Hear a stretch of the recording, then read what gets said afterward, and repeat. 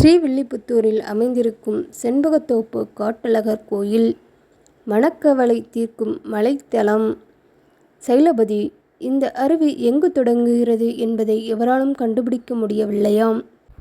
காட்டு அழகர் கோயிலுக்கும் மேலே மலையின் உச்சியில் வாசம் செய்யும் சப்த கன்னியர்கள் இந்த நூபுரக்கங்கையில் தினமும் நீராடுகிறார்கள் என்றும் கூறுகிறார்கள். அழகர் கோயில் என்றதும் நம் அனைவரின் நினைவுக்கும் வருவது மதுரை அழகர்மலையில் அமைந்திருக்கும் கள்ளழகர் திருக்கோயில்தான். அதற்கு நிகரான பெருமையோடும் அழகோடும் திகழ்கிறது இந்த தலம். இயற்கை எழில் கொன்றும் அந்த மலைத்தலத்தை ஒரு முறை தரிசித்தாலே மனம் லேசாவதுடன் வேண்டும் வரங்கள் விரைவில் கிடைக்கும். வாருங்கள் அத்தலத்தின் மகிமையை நாம் பார்ப்போம். ஸ்ரீவில்லிபுத்தூரிலிருந்து சுமார் 10 கிலோமீட்டர் தொலைவில் அமைந்திருக்கிறது செண்பகத்தோப்பு மலையடிவார பகுதி. அங்கு சுமார் 7 கிலோமீட்டர் தூரம் மலைப்பாதையில் பயணித்தால் காட்டழகர் கோயிலை அடையலாம். முற்காலத்தில் மதுரை அழகர்மலையில் சுதபா தன் சாபம் நீங்க இம்மலைக்கு வந்து இங்கு பாயும் புண்ணிய நதியில் நீராடி பெருமாளை வழிபட்டார் என்கிறது தல புராணம். வராக சேத்திரம் எனப்படும் இந்த காட்டு அழகர் மலையில் நூபுரக்கங்கையில் நீராடி சாபமும் நீங்க பெற்றார்.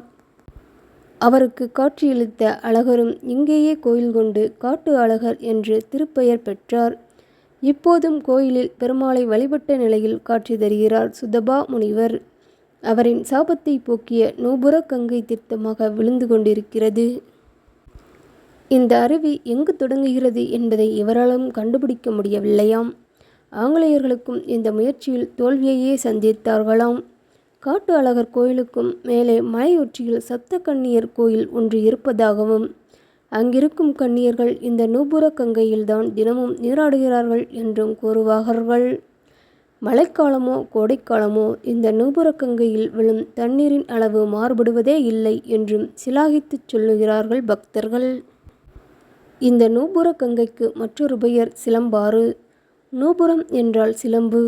பெருமாளின் வாமன அவதாரத்தில் அவர் திருவிக்கிரமாக வளர்ந்து விண்ணளந்த போது அவரின் தூக்கிய திருவடியை பிரம்மன் கங்கை தீர்த்தத்தால் அபிஷேகித்தார்.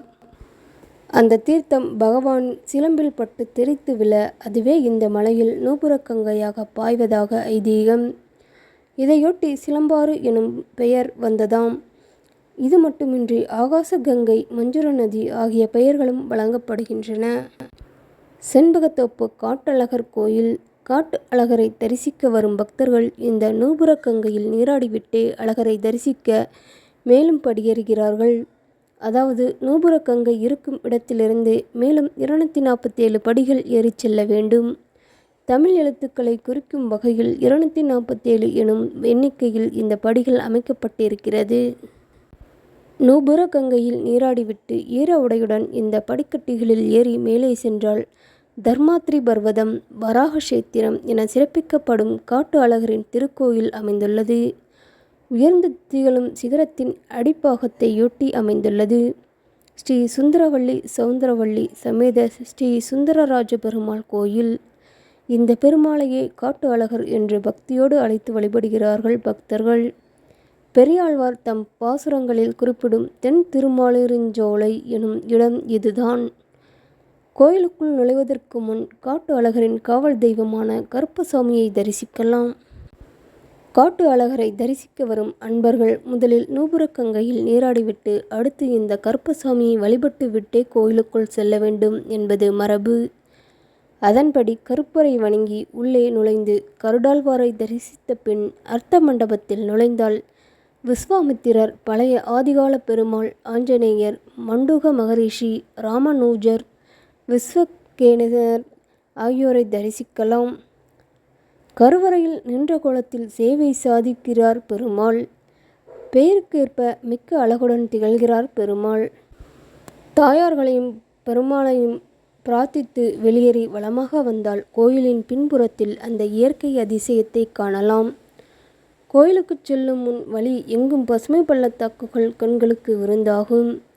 அங்கிருந்து நாம் தரிசிக்கும் மலை முகடுகள் பெருமாளின் சயன திருக்கோலம் போல இருக்கும் என்பதை சொல்லி சிலிர்க்கிறார்கள் பக்தர்கள்.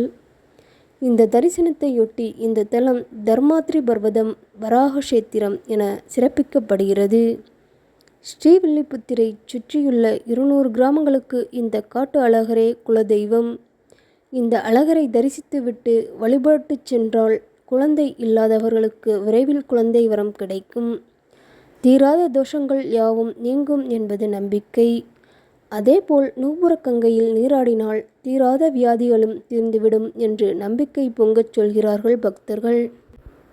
ஒருமுறை செண்பகத்தோப்பு தலத்துக்கு சென்றுவிட்டு காட்டு அழகரையும் அவர் மலையாய் சயனித்திருக்கும் அற்புதங்களையும் தரிசித்து வாருங்கள். கவலைகள் எல்லாம் நீங்கி நல்வாழ்வு கிடைக்கும். மலைப்பகுதி என்பதால் அங்கு செல்லும் அன்பர்கள் கவனத்துடன் செல்வது நல்லது. வனவிலங்குகளுக்கும் குறுக்கிடலாம். வனவிலங்குகள் ஏராளம் குறுக்கிடலாம் என்பதால் தனியாக பயணிப்பதை தவிர்ப்பது நல்லது.